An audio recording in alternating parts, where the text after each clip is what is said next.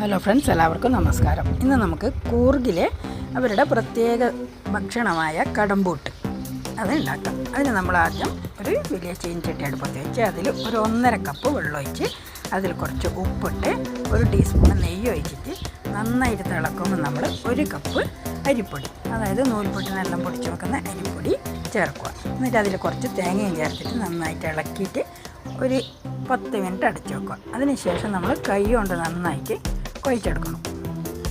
ഇനി നമുക്ക് ഒരു പാത്രത്തിൽ വെള്ളം അടുപ്പത്ത് വെച്ച് അത് തിളക്കുമ്പോഴത്തേക്ക് നമുക്ക് ഇത് ചെറിയ ഉരുളകളാക്കി ഉരുട്ടിയിട്ട് തേങ്ങയിൽ മുക്കിയിട്ട് ഇതേപോലെ തേങ്ങയിൽ മുക്കി ചെറിയ ചെറിയ ഉരുളകളാക്കി വെക്കണം.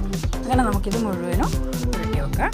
അപ്പോൾ നമുക്ക് വെള്ളം തിളക്കുമ്പോൾ ഒരു അരിപ്പ പാത്രം വെച്ചിട്ട് അതിൻ്റെ മേലെ വെച്ചിട്ട് ആവിക്ക് വെച്ചിട്ട് നന്നായിട്ട് പുഴുങ്ങിയെടുക്കണം.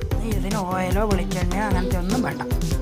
എന്നിട്ട് അടച്ച് വെച്ചിട്ട് നന്നായിട്ട് വെന്ത ശേഷം നമുക്ക് വെന്തിനൊന്നൊന്ന് മുറിച്ച് നോക്കുകയും ചെയ്യാം. അപ്പോൾ ഇത് നമുക്ക് എന്തെങ്കിലും ചിക്കൻ കറിയോ അല്ലെങ്കിൽ മീൻ കറിയോ പനീർ കറിയോ എന്ത് കറിയോ ഉപയോഗിച്ചിട്ടും ഇത് നമുക്ക് കഴിക്കാൻ നല്ല ടേസ്റ്റാണ്. അപ്പോൾ എല്ലാവരും ഉണ്ടാക്കി നോക്കണം. ഇത് കൂർഗിലെ അവരുടെ ഒരു പ്രധാനപ്പെട്ട ഭക്ഷണമാണ്, അവർക്ക് ഏറ്റവും പ്രിയപ്പെട്ടതായത്. അപ്പോൾ നമുക്കും ഇത് ഇഷ്ടപ്പെടും. എല്ലാവരും ഉണ്ടാക്കും.